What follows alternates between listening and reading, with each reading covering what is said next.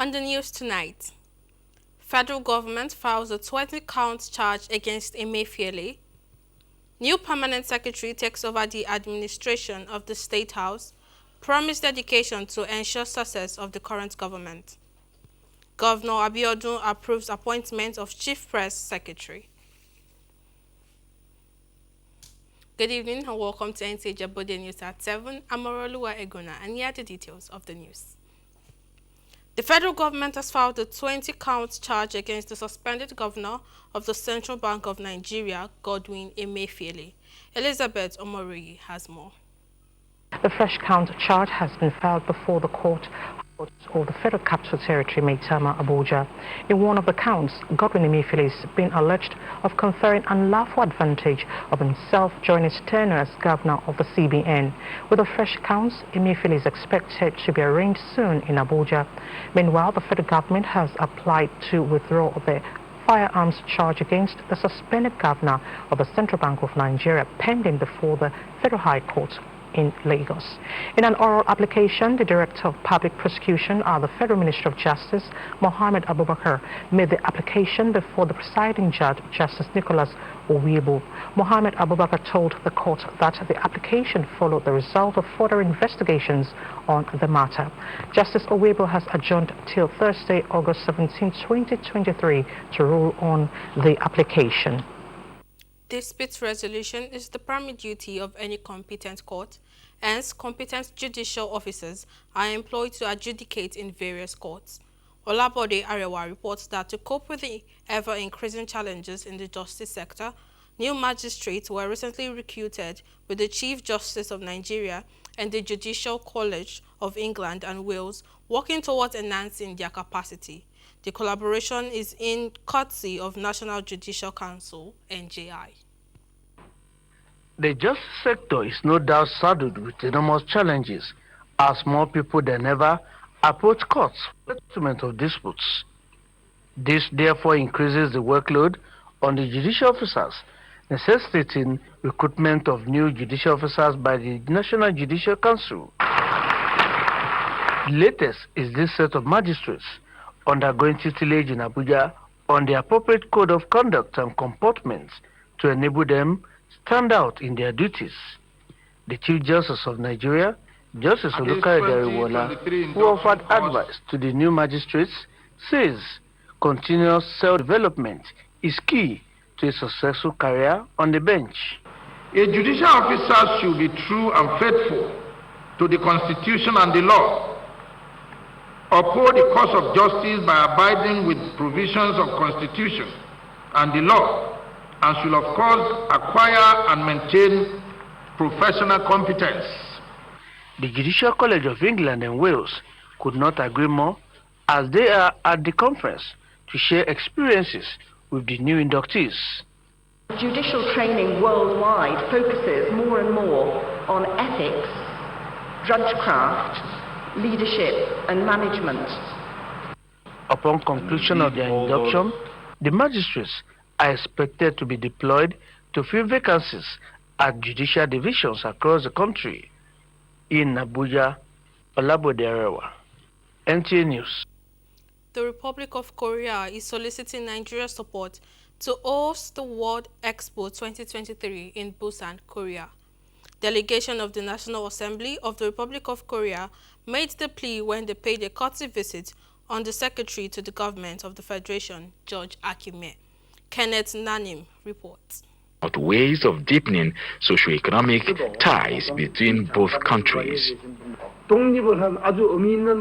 member of the delegation, Lee Hun-sung, who spoke through an interpreter, solicited Nigeria's support and participation at the World Expo 2023 in Busan, Korea. He expressed the hope that President Tinubu and the Korean president will have a fruitful chat on the sidelines of the upcoming G20 summit in New Delhi, India. Secretary to the Government of the Federation, George Akime, urged them to take advantage of the investment-friendly policies of the federal government and the African Continental Free Trade Area Agreement to advance mutual socio-economic benefits. Korea and Nigeria have everything by way of resources, human and material resources, and technology on your part to work in a complementary manner. It is an opportunity to expand, to explore and to expand bilateral relations. Both countries are also looking forward to leveraging opportunities of the Korea-African Summit slated sometime next year for a more strengthened bilateral relations. Kenneth Nanim, NTA News. A new permanent secretary has taken over the administration of the State House, promising dedication to ensure the success of the current government. A new permanent secretary, Olusegun Adebiyi, takes over from Tijani Umar, who proceeds on retirement after clocking 60. State House correspondent Musban Danwahab reports. It's a day like no other for Tijani Umar. An ace athlete on the basketball courts can now bask in the sense of fulfillment. He found his way into civil service administration and has now completed the race. Permanent secretaries can be so much love. 3 years in the House and directed and 3 as a permanent secretary since April 2020. Tijani Umar is taking a bow out of civil service after clocking the mandatory age limit. I have given it my absolute best between April 2020 and August 10th, 2023. Driving around the State House today gives me great pleasure because I can see how, in our small way, we have impacted the community. When you check left, right, and center, there is something, somewhere, that people will still continue to use and benefit from that we initiated, completed, and delivered. So we give God all the glory. Tijani completed his race, but that of the civil service is a marathon. And so Olusegun Adebiyi takes the baton. These are the handing over notes. Thank you. To Mr. President, Mr. Vice President, who has given me this privilege to serve in this, I want to most sincerely pledge my commitment to my father, and I want to also play my sincerity and register the fact that I will put in my best for the success of the administration. Earlier, there was a birthday bash organized by the State House, an apparent signal to the finishing line. We'll miss you, but we will say whatever you do, For the continue all in the media, he upgraded us during his tenure. The State House, I could say, witnessed a period of tremendous progress. Training, welfare generally, very seriously and passionately. I'm sure that we're going to miss him definitely. But I know that the man that is always coming, Gina Adebiyi, has a very good reputation. The friend of the media also earns the State House press corps to say goodbye. It was a mutual respect.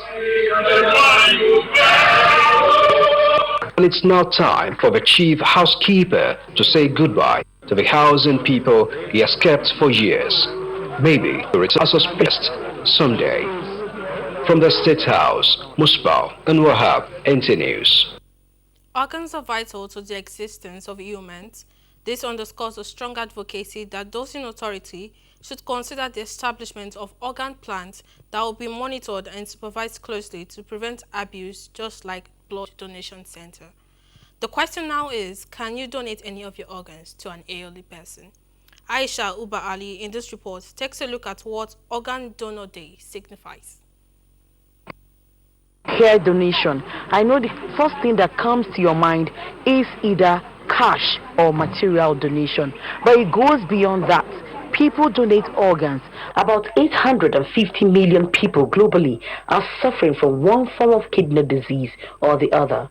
Pressing the keys on his phone, frail looking, but 36-year-old Abisoye Ismaila is pushing to survive.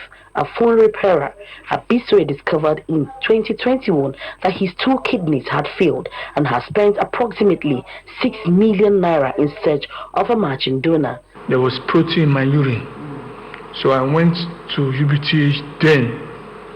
So after many tests, the doctor told me that my 2 kidneys are failed. After screening the 6th volunteer, he finally gets a donor. But the challenge now is funds for the transplant. I have a match already. But the issue that I'm having right now, because of the amount I've spent so far, the money for transfer, I don't have the complete money, I only have part of it. Which, if the government wish to come into such situation, I can be a beneficiary. Organ donation, medical expertise is an issue traditional and religious institutions must rise up to demystify. It involves documenting every step of the process where the person will have signed a consent to show that he or she is willing to donate without any prior financial inducement. Although Dr. Waliyullah says the chances of survival after organ transplant is relative, he advises that transplants or dialysis are more sustaining than drugs. Currently, we have been observed to have westernized our diet, and because of the increased prevalence of diabetes and other non-communicable disease, there is also attendant risk of damage to the kidney from all these diseases. So these are part of the reasons why kidney disease is on the rise. With the advocacy by the Nigerian Transplanting Association for legislation on organ transplant, the theme for this year is Step Up to Volunteer, Need More Organ Donors to Fill the Lacuna. In Abuja, Aisha Uba Ali, NTA News. The Nigeria Center for Disease Control and Prevention and its collaborators say they are determined to ensure an agile, robust and responsive health security system in Nigeria. They are meeting for 5 days to examine the progress made so far, identity gap and design strategies towards a safer and healthier future for Nigeria. Uche Ogochukwu reports that the gathering is as Nigeria's second joint external evaluation. Solving national and global health threats prompted the World Health Organization in agreement with its member states in 2005 to develop and adopt the International Health Regulations, which mandates countries to build and sustain the capacity to prevent, detect, assess and respond to public health risks and emergencies. This is monitored through a joint external evaluation. We'll use the outcome of this JEE tool to identify where are the gaps, where do we need to put the money first, where do we need to put our energy first. For us to be able to evaluate the progress that have been made with the investment through Regise, we chose to use the JEE indicators as our result framework. In all this, WHO reinforces its commitment to support this important JEE process and the subsequent results and action points. Nigeria has, in the face of challenging diseases outbreak, progressed from 39% in 2017 evaluation to 46% in 2019's midterm evaluation, all thanks to commitment and resource mobilization. The assessment outcome provided us with valuable insights that have since guided our national strategic planning and resource allocation, resulting in enhanced coordination and a more robust health infrastructure. This progress now needs to be sustained across all sectors with investments and strategies, especially to increase state-level capacities. We aspire for political ownership of the health security process, but more importantly, in that subnational space that everyone has highlighted as the next frontier for investment. This exercise, carried out once in 5 years, promises health security in Africa at large through adequate data for the implementation of the principles of multi-sectoral engagement. Uche Ugochukwu, NTA News. The Schools Protection Squad, recently created by the Acting Inspector General of Police, if properly implemented, will ensure safety at educational institutions and enhance school enrollment. This was the submission of Nigerians who spoke to Abdulafiz Alaya on the Police Safe School initiative. This report is hereby presented. Nigeria has in recent years been faced with security challenges, and schools were not spared as some got destroyed and students kidnapped by the insurgents. One of the steps taken by the Acting Inspector General of Police, Kayode Egbetokun, to avert the ugly trend is the creation of a special squad that will focus on intelligence gathering and collaboration to safeguard educational institutions against potential threats. This initiative, according to Dr. Temitope Ajibola, is a welcome development in view of the huge amount proprietors of private schools spend on security. You know the state of insecurity around, so this is a very laudable move, and we are glad this is coming up. Financing the security personnel on monthly basis is very challenging, but with the help of the government or the federal government, I must confess that it will give us a good deed. Now, the protection squad for the program to be effective. There's nowhere there is no police. So if they want to implement it, they can get to the root. Map out the strategies, equip the policemen so that they can be able to figure out the challenges facing Nigeria. A well-equipped and communal center special squad, in the opinion of these people, will not only ensure the safety of students and their tutors, but also the entire educational infrastructure in the country. We'll be going on a short break. Stay tuned. We'll be right back.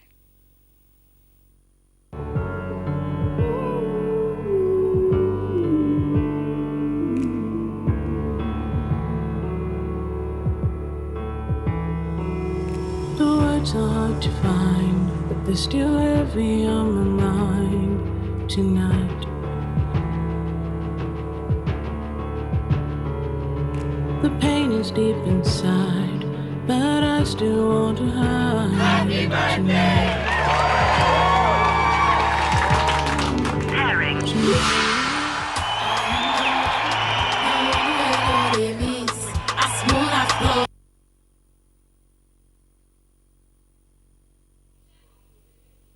Welcome back.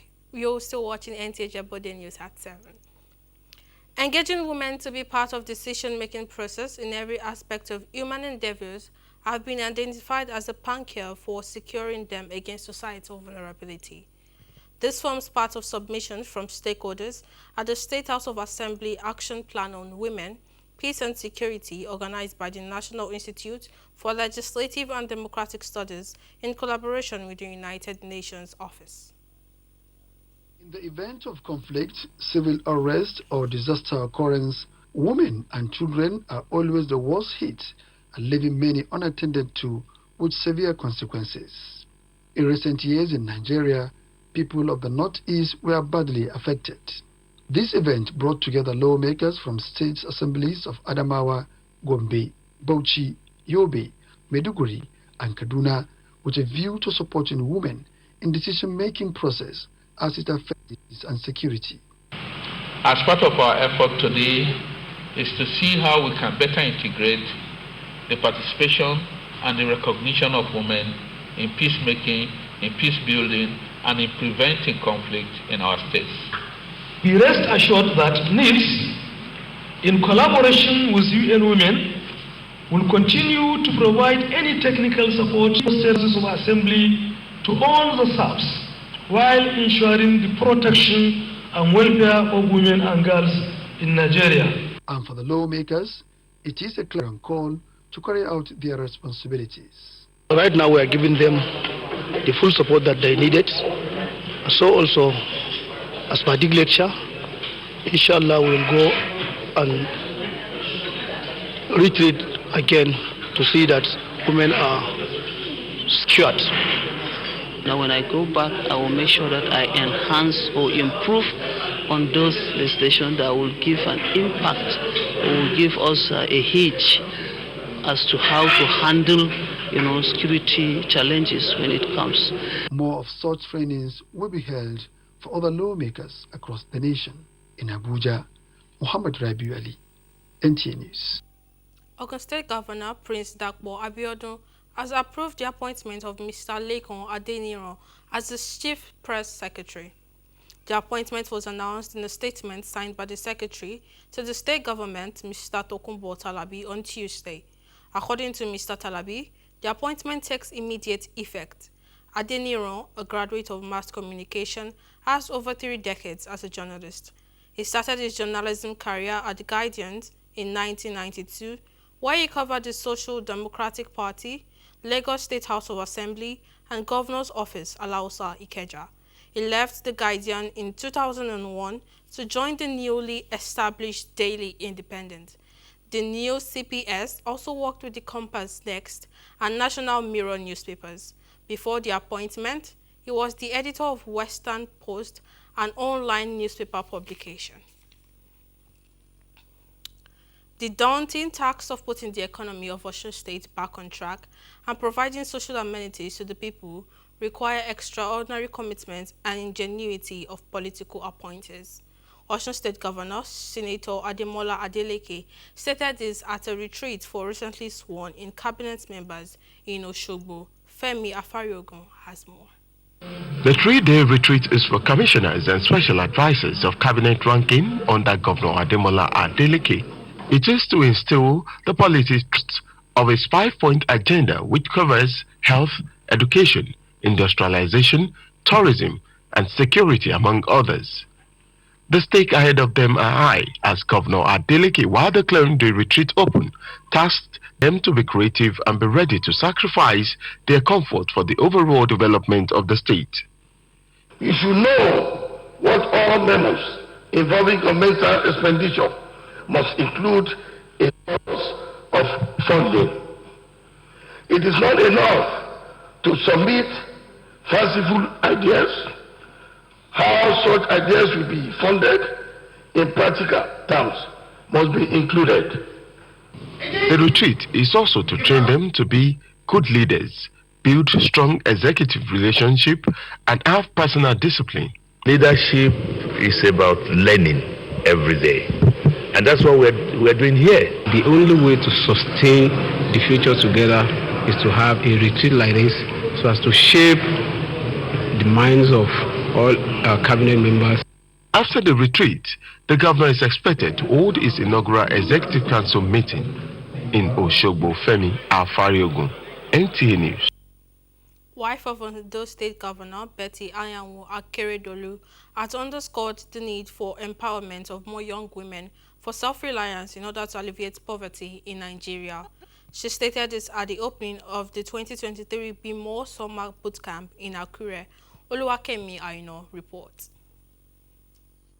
The BIMO Summer Bootcamp, an initiative of the wife of the Ondo State Governor Betty Anyanwu Akeredolu, is aimed at empowering the girl child and women for self-reliance through vocational skills training and to promote gender equality. The wife of the state governor, Betty Akeredolu, who addressed the BIMO Bootcamp virtually, encouraged the girls to reach for their goals no matter the circumstances of life.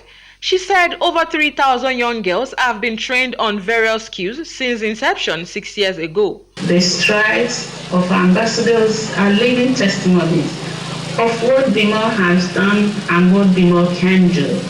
Thus far, we have convincingly demonstrated the fact that educating the girl child is not a waste. The acting governor of Ondo State, Lucky Ayedatiwa, who declared open the summer boot camp, advised BIMO girls to make good use of the opportunity given them by the empowerment skills acquisition training, while giving kudos to Mrs. Akeredolu for the initiative. The training program will help unleash your energies and potentials, bringing out the best in you and fortify you to take a bold step about life. I am quite sure that you will never remain the same after the bootcamp experience. A lecture by Dr. Mban Kufri Ada of the University of Calabar Teaching Hospital Center on Addressing Nutrition and Food Security in Nigeria, with statistics of more than 1 billion women experiencing malnutrition worldwide, and called on women to give priority attention to nutritional health. The 2023 edition of the annual BIMO Summer Bootcamp will end on the 26th of August 2023. In Akure, Oluwakemi Aino, NTA News. Up next is Sport Updates with Gift George. Nigeria's D Tigers are hoping to bounce back against Mali in their second group match at the ongoing FIBA Africa Pre-Olympic qualifiers taking place in Lagos, Nigeria. The Nigerian men's basketball team lost their first match to Senegal 93-87 Monday evening, but the team is optimistic of a positive result against Mali Tuesday evening. Our approach to the game is going to be entirely different now. We need to go back and watch the video and do the corrections. Two really good teams competing against each other, so everyone had an opportunity. The game could have went either way. Senegal came on top, congratulations to them, but the tournament is not over. In football, the new season of the Nigerian Professional Football League, earlier scheduled to kick off on the 26th of August 2023, has now been postponed to the weekend of September the 8th to the 10th. The league organizers say the new date was occasioned by the need to test run the new live streaming initiative, while also affording clubs competing on the continent the opportunity to start the season with the other 16 clubs. In Scrabble, about 80 players across states in the Southwest Zone featured at the one-day Southwest Closed Scrabble tournament, which ended in Abeokuta, Ogun State. At the end, former national captain Sile Omebie reconfirmed his quality in the game as he maintained a 100% record of 6 wins in the first period of the 12-round tournament. The terrain is very tough in Nigeria. Even if you call it a retreat of 10 people, it's always difficult to win any tournament in Nigeria. This tournament is going to rub off positively on the players who participated in this tournament. And the reason is that as players, the more tournaments you participate in, the more it improves your skill. In a bid to grow and continue the development of squash from the grassroots, Ranko Sports Academy organized the 19th edition of the Squash Tival Boot Camp for children between the ages of 5 and 18.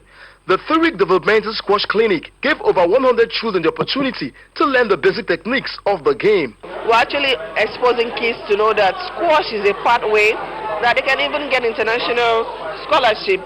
And some of these kids said they want to play for Nigeria now professionally. Sports Update, Gift George, NTA News. That's all we have for you tonight on NTA Jabode News. I'm Oroluwa Egona. Have a good night.